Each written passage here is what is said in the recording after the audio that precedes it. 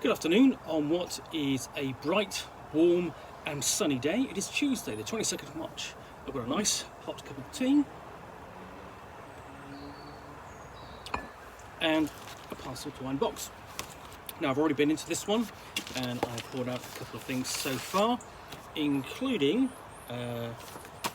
SoloQuest 3 Solo Adventures and also SoloQuest II Scorpion Hall. So you might want to take a guess at what the other one, one more thing in here might be, because it is SoloQuest 3 The Snow King's Bride, a solo adventure for RuneQuest. This would have been published in 1982. This is the Games Workshop version. The Games Workshop published all three of the SoloQuest version booklets, and you could easily track these down at one point. But the Snow King's Bride, on to Valhalla, Valhalla. Brunhild is the comely and boisterous intended bride of Snorkel Herringsbane, Lord of Valhalla, Valhalla. Your mission is to escort her through treacherous mountains, monsters and marvels, and deliver her safe and sound to the Snow King. You have to match wits with the greedy griffin of Griffin Gorge, evade the nasty ice-sharp tail whips of the cold cuts, and foil a ferocious frost demon. Then again, your biggest headache may be Brunhild herself, for although she has heard that Snorkel is a filthy rich, her girlfriends warn her that he is also old, decrepit and foolish. Are you man enough to resist her hearty advances? An initiate of any non-chaotic cult may apply for the job. Brunhild's father favours no particular race or sex, but he intensely dislikes lawyers. They need not apply. So, gather your things and wrap your best skin tightly around your shoulders. It may be a long, dangerous and cold trek, but the rewards for success will make the trip worthwhile. This is an adventure. It's actually quite relatively short. We have just 200 entries. And at the end we do have a new concept for RuneQuest. We've got an advert for both SoloQuest and SoloQuest II, and of course for Quest World, which includes 9 gateway adventures for RuneQuest, complete with a solo adventure. So you can understand the link there. But let's have a look at the adventure itself. Got the introduction and basically credits scene there. It's a credits list, and it says starting for solo adventures. This is the third in the SoloQuest adventure. For more information, see page 48. This book for descriptions of SoloQuest and Scorpion Hall. Okay, so this is it's 1982, and describing okay. So the Snow King's Bride is a solitaire scenario for character in the 70s to 90s skill range. So quite powerful in terms of RuneQuest 2 at the time, because you would have a little bit of a play under your belt to get to that level.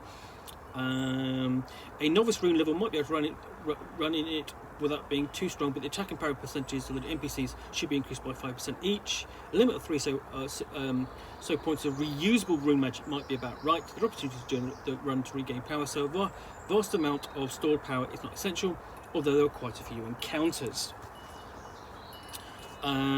So you are looking here at a scenario that I think a player character which you use creating perhaps a RuneQuest role-playing character, you might get away with running your way through.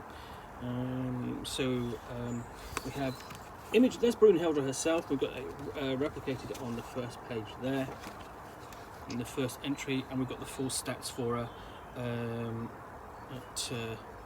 And she's an initiate of Nakarak. So this looks like it's sort of like very Vikingish. So it's quite possibly, it might have been done in line with the RuneQuest Vikings supplement. But again, that's just a conjecture, and I could be really wrong there. You do feel essentially you are travelling up through a gorge, making the journey up into sort of like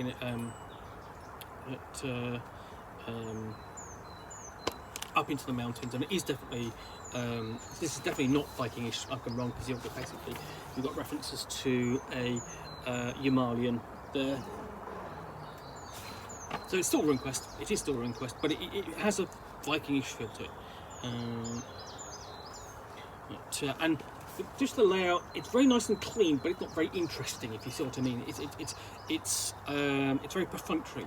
You know, it does everything it needs to do, doesn't it? But it's not. It's clean and tidy. We've got encounters there for particular creatures. Like there's the snow kite. And we've got the frost demon, but no images of the frost demon. That's a pity. And what's nice is that the organisation essentially is you go through and it's got these nice bold numbers for the tens of each start. You know, each set of 10 entries, so they're easy to find. So, you know, I want 94, but it's got to be somewhere after that, of course. That's a nice touch. We get counter with Blackheart, the male griffin. And a cliff toad. But the illustrations are all right. They're all right. But yeah, it's quite a plain looking book. We've got Hakon / Initiate of the Storm Yak Cult.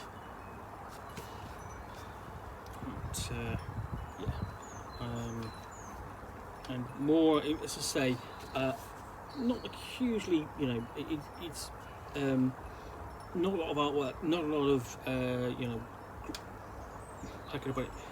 Enticing design, as it were. It's not a lot necessary to really show you. Then we've got Urk, Dwarf Male, Initiate of Humat. Counter there. And more with the creatures of the region, like Cold Snap, Ice Crab, Cold Cut, Snow Scorpion. We're reinforcing the frosty nature of the setting. And then we've even got encountered with Ice Pixies. Chaotic Ice Pixies indeed, including Snowball Ice Pixie Brew. So there's a nice invention there. You know, you think of brew as something entirely different, but you shift them to a different environment, and it puts a different spin on them. And you got more things like the ice creatures like Ice Fang, Tiger Sun. And Sten, his son, and then the polar barracuda. So there's Ice Fang, and then there's the polar barracuda. And yeah, that's it. Then we've got a page of notes for the check of your notes, and the advert at the back. So yeah, I think this is sort of something you it would offer sort of like a couple of maybe a session's worth of play to get through. You know, you take your character and just explore it. You know, obviously you might have another go if things go awry, but yeah, you still get a couple of hours or so at least of play out of this. It's decently laid out book. Looks to be an interesting adventure, and it would be interesting to see what it's like to be played using RuneQuest role playing in Grantha.